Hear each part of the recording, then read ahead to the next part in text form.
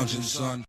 Welcome back to the Comic Lounge. My name is Ryan, and back with me again, I got my co-host Manny, and we are going to talk a book that we had discussed talking about on one of our previous episodes by Michel Fiffe. We're talking Bloodstrike Brutalists. I know this is probably I discovered this. I'm a new Michel Fiffe fan in terms of like maybe the last. I guess the pandemic is when I discovered Copra and stuff like that. So I kind of picked up whatever I could from him, and this Bloodstrike book stood out because I'm a fan of 90s image, like Same. yourself. You know what I mean? So Totally, man. And I had remembered around this time, like they did a lot of relaunches for the Extreme books, and they started at the old numbering for some of them, not all of them, but I think a lot of them did. Right?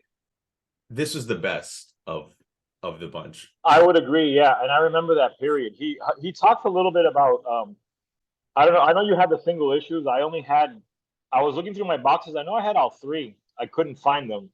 I had because I have all my Fiffe books pretty organized, but I don't know what happened to my second issue of the series. So I ended up just buying a digital copy of the collection, and which if you can get your hands on the collection, I recommend it because it has a great afterword by Fiffe, like talking about how he discovered Bloodstrike and like about the time he was a kid and reading it, and then he also has notes like the Grand Design style notes. You know what I mean? Like, oh wow, okay. Like how Pisker and Rugg did it in Grand Design.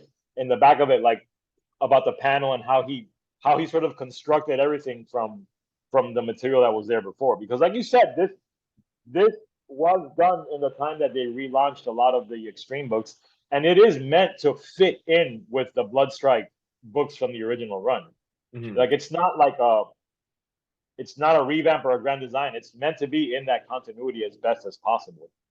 Yeah, I think that's what I dug about it, because like I think prior to this, I maybe had sporadic issues of Bloodstrike. Like for the Extreme books, for me, it was like Youngblood was my favorite. I had sporadic issues of Brigade. I had sporadic issues of actually, I don't even think I had any Prophet prior to like I still have a lot of Prophet stuff. I went back. I have them now. I went back like during I think it was during the pandemic and then maybe early into 2021, and I got so much 90s image comics. Like I bought almost all the Prophets from volume 1. I had same, bro. Almost complete. You and I did the same thing, bro. Like I have almost like a good chunk of Brigade, a good chunk of Supreme, a good chunk of like all this stuff, Bloodstrike, all this stuff. So like, but like I said, like I didn't have a lot of Bloodstrike prior to this. So I think like this was a really good intro if you didn't read the 90s, because like he says in this issue, and you talked about him kind of talking about his history of Bloodstrike. Well, in the letters pages, which even models the old letters pages that you saw in the 90s stuff, you know what I mean? Like so much of like the sidebar and everything. Look at this extreme checklist of books that don't even exist, but I wish they did. And it's cool to that's such great kayfabe, man. You know, like yeah, and it's cool to hear his like story, you know, like going to the 7-Eleven and stuff, like which you can't do anymore. Like there's no comics at 7-Eleven. What's funny is that Fiffe is from Miami, like I was, so the comic shops he mentions in the afterword are the comic shops that I went to. So him and I went to the same comic shop, and like our ages line up. So like I've chatted with him before, and like we're convinced that we must have been there on the same fucking Wednesday more than once, you know? So of course. Like, yeah.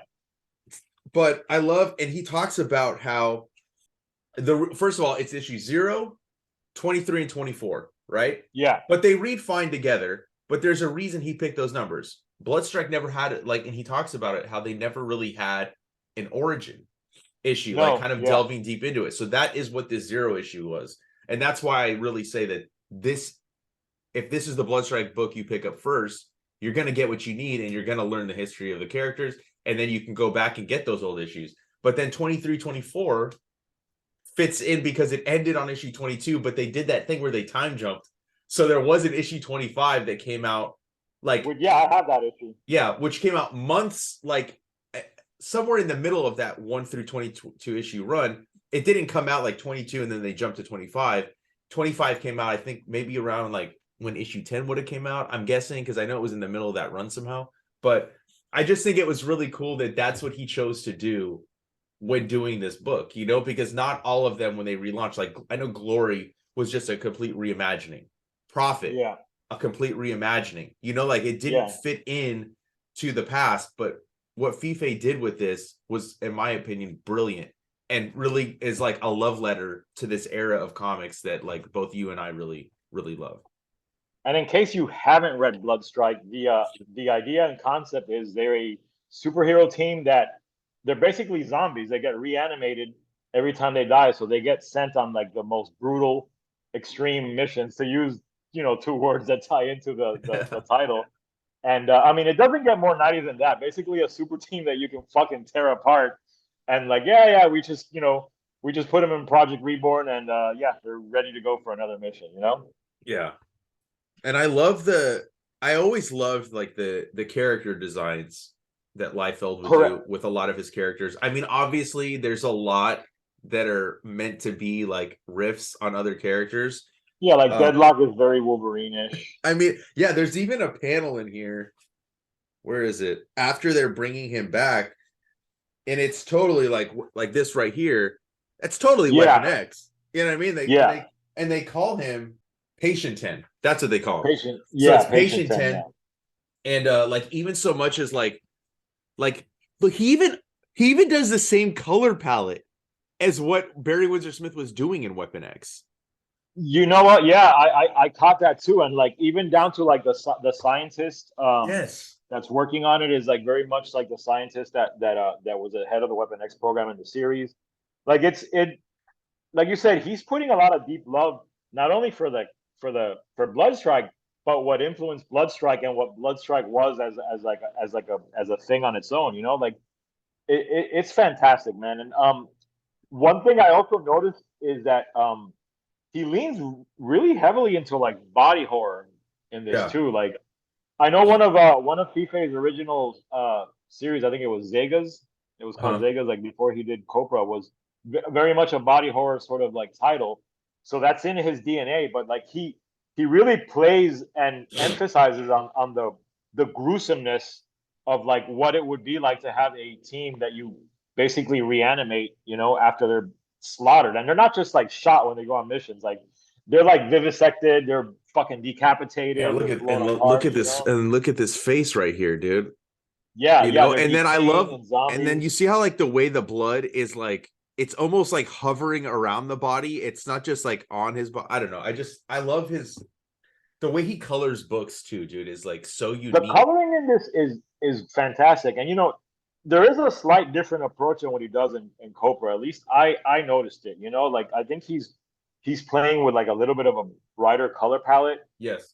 And he's doing different kind of layouts. Like what I think he's doing basically, like with Copra, you know, he's doing a lot of riffs on like Ditko and like a little bit more of classic stuff.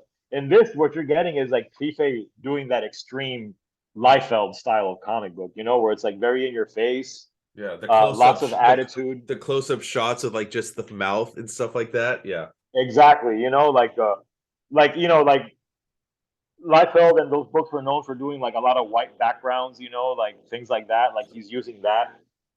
Yeah, minimal backgrounds too. Like he has his scenes where he does like, obviously he puts backgrounds in, but like back then, like a lot of those guys, like especially like Liefeld, I know was super influenced by like manga, and there's a lot of those scenes where it's just you just see the characters fighting, minimal backgrounds. You just see like all the action lines and stuff. Like this one right here, you know, like that's a really good example of it. Mm-hmm. Another thing I liked too was like, I mean, I'm pretty sure Fiffe is kind of like a punk rock fan because he sneaks in a lot of homages to like punk rock stuff. Like for instance, like when he introduces Deadlock here, like when he first gets like raided by the police. Oh right. You know, dies. The shirt he's wearing is a DRI, which is an old like punk thrash band. You know, like you can see like the logo on his shirt, and the cover to the trade to me is also invoking like the Black Flag logo. You know, like the 4 bars of the punk flag, Black Flag has. I mean, all that kind of stuff just really adds to the project and adds to that kind of attitude. You know, like it like it's great, man. It's very different, although it's obviously a Michel Fiffe book because he's an artist that has a very distinct style. The attitude of Bloodstrike is very different than Copra. You know, I mean, you see the correlations, you know, like they're both like sort of like, you know, about super teams that go on fucking Black Ops. But this is way more over the top, I think, you know, and it captures the spirit of those 90s books, like without succumbing to like the cheesiness that maybe some people found that those books had. Or, you know, like he definitely, I don't want to say elevates because I don't want to sound like I'm insulting those books, because like you and I both know that I fucking have a big love for that era of comics, and like I'll Hey, never, same here, you know? Yeah. you know, but he brings something to it that elevates it, because you could tell he also loves it in the same way we did. I mean, no one's gonna spend what probably took over a year of his life to do this series based on like just being paid. Like this was not a like a work for hire jobber job, you know? Like I'm almost even certain that this is something that Fiffe might have even like approached Rob with, or approached Image with, you know? Yeah. I don't know the history. That's probably a better question to ask him, but this is truly someone that is not looking down on this era of comics, man. He's celebrating it. Oh yeah, for He's sure. celebrating it. Yeah, I mean, he even says blood strikes his in here. Okay, so what am I going to do here? And why in issue 0? For starters, blood strikes my favorite, and them not getting their own quasi origin tale, while most every other Extreme book did. Well, it didn't sit right.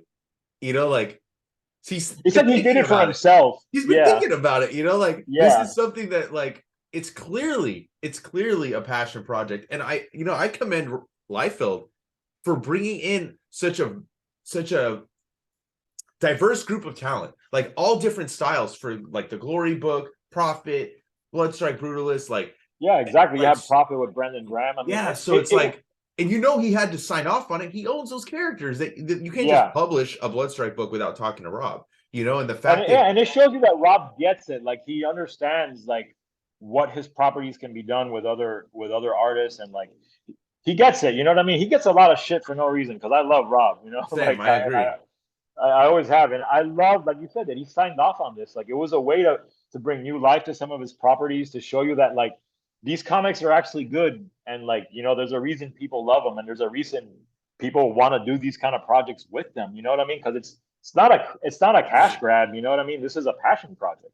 Yeah, and look, and I think Rob's even said it, back then, like he's not trying to win a fucking Eisner, he's trying to make fun, entertaining comic books, like not everything has to be an award winner. And I feel like he's mentioned that, like when people like have used that as a knock against him a little bit, so like I'm also not trying to knock the 90s comics, but like they were doing what they wanted to do. They weren't trying to be the next great American novel, is what I'm trying to say, or whatever. They weren't trying to be some like thought provoking thing. They were trying to make an entertaining comic book, and it was entertaining. It was good. Now I think this might be my favorite Bloodstrike comic, and that's also not throwing any shade on the old stuff, but I'm also a really huge Fiffe fan, and like what he does with comic books is unique in and of itself. And we talked about it with Copra. Like there's nobody else doing what he does on a comic book page. You know what I mean? Like, and when I say that, I mean like the entire package, everything that he does when he puts it together. It's Fiffe. It's like nobody else can do what he does. I feel like, you know what I mean? Like there's something special about what he puts down on paper that just like every time I pick one up, a book by him, I'm happy, like immediately, like I'm excited. I'm like, I know that I'm gonna get. That's a good way to put it, man. He makes it exciting to look at the page. Like you when you turn his pages, and in this book especially, I mean, I noticed it. When I read it again over the weekend, it's like you just get excited to turn the page, man. Like that's why we read comics, right? Is the excitement of turning the page and seeing what images we're going to discover, how each page flows into the next one. Like, he's really thinking about this. And now that we're talking about his art, I wanted to point out how this edition also has like some of his raw, like black and white pencils, and that shit is so fucking badass, dude. We keep saying I want to see just more black and white, like door type editions of all these artists, man, because it's such great line work. Like, look at those pencils, and like you can look at all the little hatch marks he makes, and like it's so good, man. Yeah, and let me before I forget, remember I talked about like the books that they talk about doing in the back, like these fake books. Like, look at this Youngblood by Ben Mara. you know. Oh my god, dude. I mean, I Hold mean, on. if they What about might have young Team, blood, Team Youngblood by piss score? You know, with dude. fucking Yeah, yeah. Like, I don't know why they didn't do those, bro. That's amazing. You know, like that's amazing. Like, and especially now. you know those guys would do that. Like, They would do it. 100%. Yeah, Yeah, like I do a 3-issue miniseries. You guys can't do yeah, that. You guys don't have time in your. I know they have time in their schedule. They'd make the time to do this, and then you got Brigade by Buster Moody. yeah. I just got to show these off real quick. So No, yeah, yeah. Those are great, man. before I forget, like Berserkers by Giannis Milo Giannis over here. The guy, Yeah, one of the yeah, yeah. art, I was gonna say, yeah. The digital edition has all these too. and then Profit by Andrew McLean. look at is this the pouch debuts of this right? The fucking Liefeld. It is, man. It's so funny, dude. By day, I work tirelessly to contain crime throughout the city I love. At night, I rest. It's just all the pouches separate. It's so stupid. It's so stupid, but it's so funny, dude. And then that just shows you that Rob has a sense of humor about his stuff too. Like he's not insulted by any of this, you know? Oh no, dude, and that's why I get like mad when people like knock him. It's like you get mad because he's clapping back at people that are talking shit to him. Like I don't know. I would do it. I don't think I could ever get to that point if I had some sort of fame to where I would let somebody talk shit to me and then not talk shit back.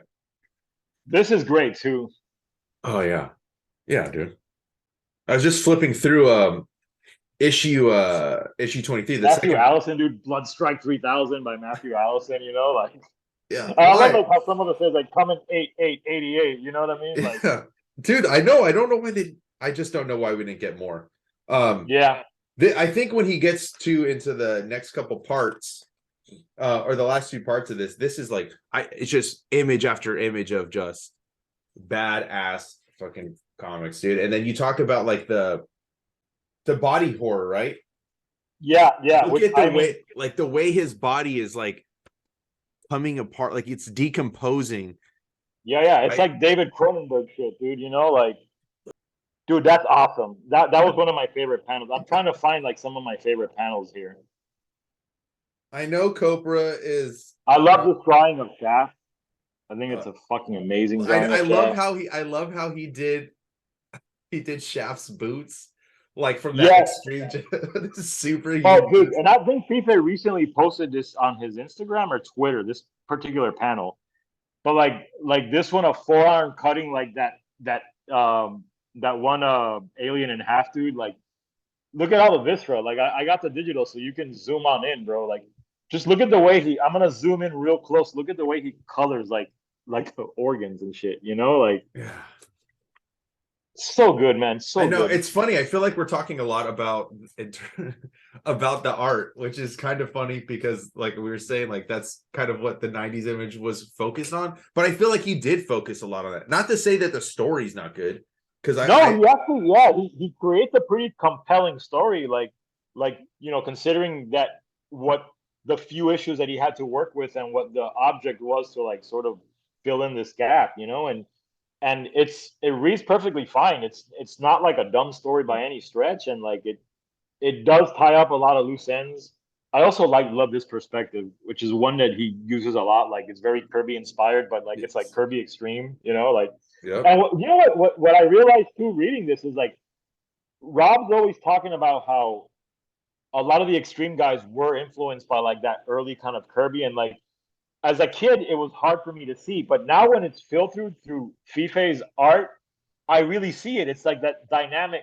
Fiffe here is embracing that dynamic art and dynamic style and dynamic layouts that these extreme books had, and it's making me realize that it's right. I mean, that must have been like what it was like to see Kirby back in the day because the anatomy was all crazy and the perspective was all crazy. Like Yeah. you know, it's none of it was realistic. You know, and sometimes, like you said, you don't want to read a comic that looks realistic. You know, like you want to read something that's crazy and cool and fun and full of fucking attitude, and like that's what Fiffe is doing with this series. He's embracing all that and making it work and showing you that there is a place for comics like that and that it's okay to have fun with comics like that. And it can provide a very, very worthwhile experience like you said, there doesn't have to be an Eisner. I mean, I love like Eisner winning Fantagraphics books as much as the next guy. I have those on my shelf too. But sometimes you want this, man. You want crazy action. You know, it's comics are a very versatile medium, and it's projects like this that show you that you can bring in so many different things together to make something awesome. Yeah, it's like sometimes you want a Chris Nolan film, and sometimes you want a Michael Bay film.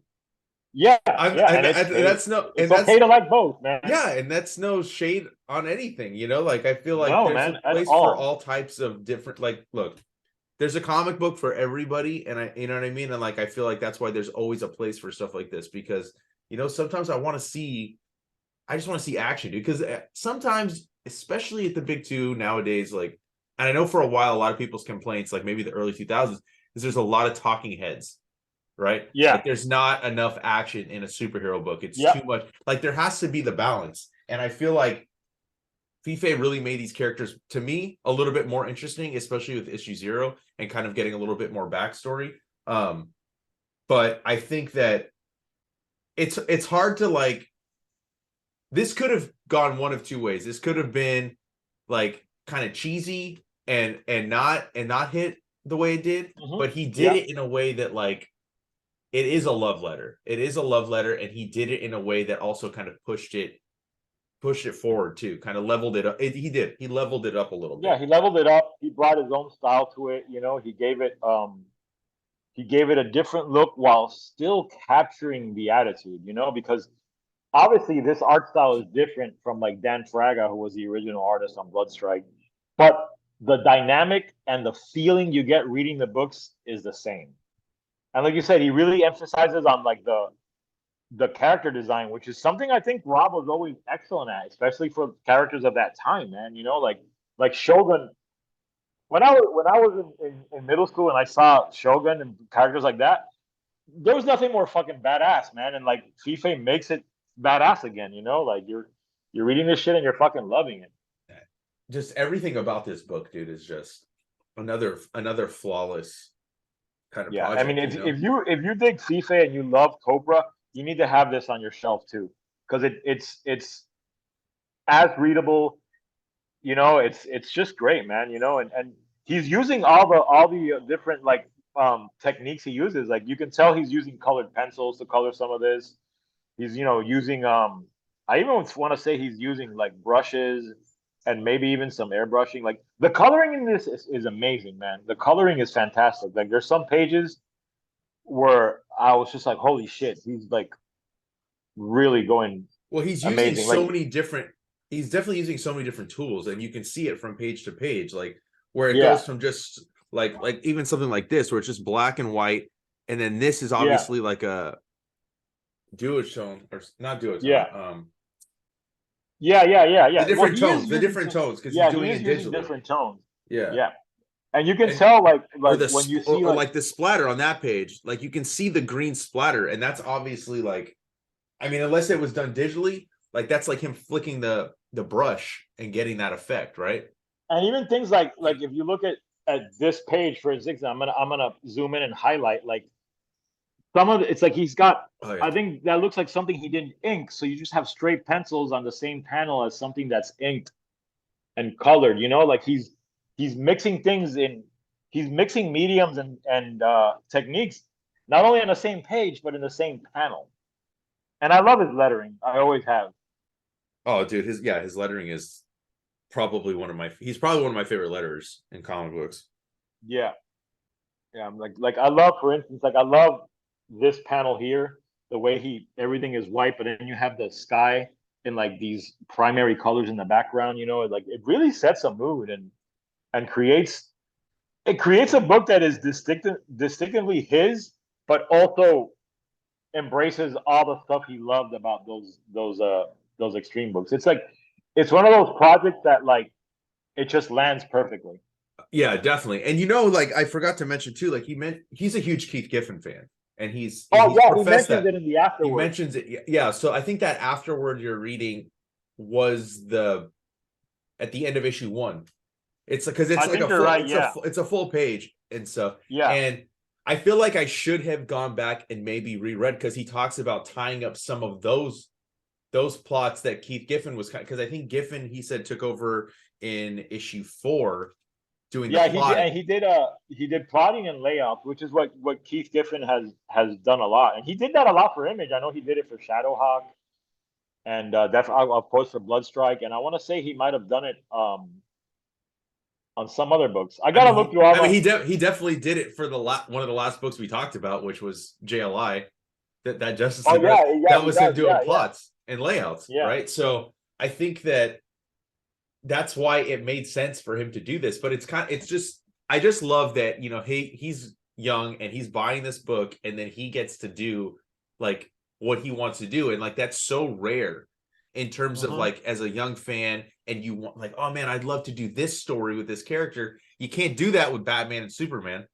You know? He was able to. I mean, I'm pretty sure Rob just let him kind of go with it, you know. Obviously, like he had to adhere to some stuff because he was continuing from a next issue, and then also tying it in to other plots, and then like being in the middle of an issue 25. And I know I forgot about this. Like we were talking about them going back and doing the old numbering, but there was a Bloodstrike that was in 2012. That I think that's what I was thinking of, and that picked up at issue 26. Yeah, and that was the one by Tim Seeley. So it's such an added experience, him telling his backstory of why he loves the book and why he chose to do it, you know. And I think that, I don't know, I it's hard to really say anything else other than this, because like mostly the draw for me is his art, you know. Like, not to say I don't love his writing, because I do, but like it's really cool to see. It made me feel like a kid, because when I was young and I had a favorite artist, I always was like, man, I really want to see them draw this character. I want to see their interpretation. And that's kind of how I felt about this when I knew he did a Bloodstrike book. I'm like, oh, I can't wait to see the way he draws them. Love that page too, man. Yeah, you know, like it's the coloring on that. It's like when he did. It's like when he did that Superman story, you know, in the Superman red, white, and blue, or whatever I think it was called. And I was like, he's doing a Superman story. I was like, oh, I can't wait to see that. And I'm pretty sure he threw Booster. I'm pretty sure Booster Gold was in that too. I could be wrong. It's been a little bit since I read it, but I just think he's like one of the best creators in comic books right now, one of the most exciting creators. So anything he puts his name on, I'll pick up. And this is, for me, it's right next to Cobra in terms of my favorite stuff that he's done. I would agree, man. I would agree, and I would highly recommend it. And if you can probably find the single issues pretty easily, because I have seen them in the long. I had the trade and then went and got the single issues, so I know the trade's here somewhere. I didn't know where my singles were more accessible. The trade is a cool buy because it has annotations and the afterword and like all the bells and whistles and extras. A couple of extra stories, like this chapel audition story, which is a lot of fun. You know, yeah, that's in the singles too.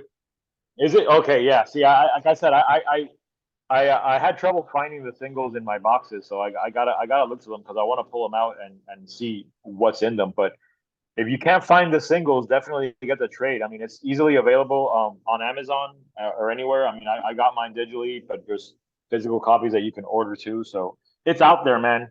You know, I don't know what the rights are with these characters, so I don't know if this stuff will ever get really reprinted, but it is available. Bloodstrike he owns. He owns, okay, yeah. He owns Bloodstrike still, because like that's why they were able to do I think they did a facsimile of issue 1.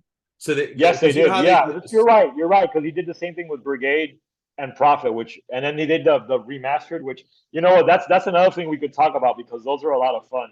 I talked about the. You did. That's right. I talked about the Brigade one, but I haven't done the Prophet one. So we could definitely talk. Yeah. I was so excited when those came out, and like Rob, if you watch this or listen to it, like do more of those, man. Those are fucking fantastic, and there's definitely an audience for them, man.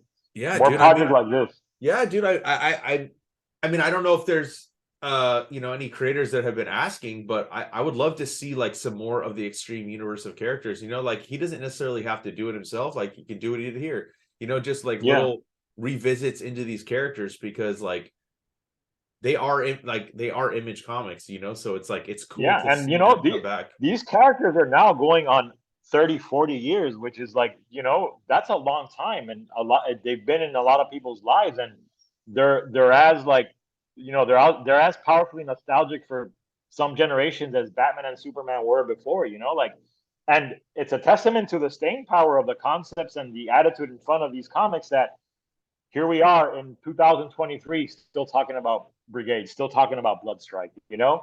There's a reason the comics stay relevant, and like, if they were garbage, man, we wouldn't be talking about it. Like, and Yeah, no, these kind of definitely. projects would not exist. People like Michel Fiffe would not do something that they think is crap. You know what I mean? Like we go back to it. This is obviously something passionate and full of love for the subject matter and the comics. And I love that someone like him can celebrate something like this in this way. Yeah, exactly. And just like, all the creators that were on the remastered comics, like, obviously there's a generation that is either, somewhere around our ages, right, that has a love and an affinity for these properties. Let's see them do some books, like, let's see what they got to do. Maybe it's a complete reimagining. Maybe it's not like where it fits into the continuity of the previous run, but I think there is an audience for it. I think it's clear. I mean, I know that the remastered ones sold pretty well, right? Like, I know that they had a bunch of cool variant covers too. Like, I know my shop sold them out. So yeah, so I know that. Yeah, I know the ones that we sold out too. And I mean, I was excited by it, and I know that there was an audience for it because I mean, even just the episode I did, like, it didn't do like crazy numbers, but a lot of people watched the one I did. A lot of people commented on it. So I definitely think that there should be more extreme stuff, and hopefully, like, with whatever is going on behind the scenes for the movie stuff, hopefully that means we're going to see at least new maybe trade paperbacks in print, because we don't even have that. Like, maybe new trades in print and maybe some new series. But if you heard one thing on this episode that you take away, go buy Bloodstrike Brutalists, because you're not going to be sorry. Yeah, I was so excited when this project came out initially, and I was so excited to reread it, and I think you guys would be very excited to experience it too. So go out there and get it. It's out there. Oh yeah. So that's all I got to say on Bloodstrike. And make sure you're following both of us on our social medias. Make sure you follow Manny. Click those links down below to follow his writing and stuff, all the articles or reviews he does. Hit the subscribe button so you're notified every time a new vid goes up. And on that note, we're out. We'll see you next time, guys.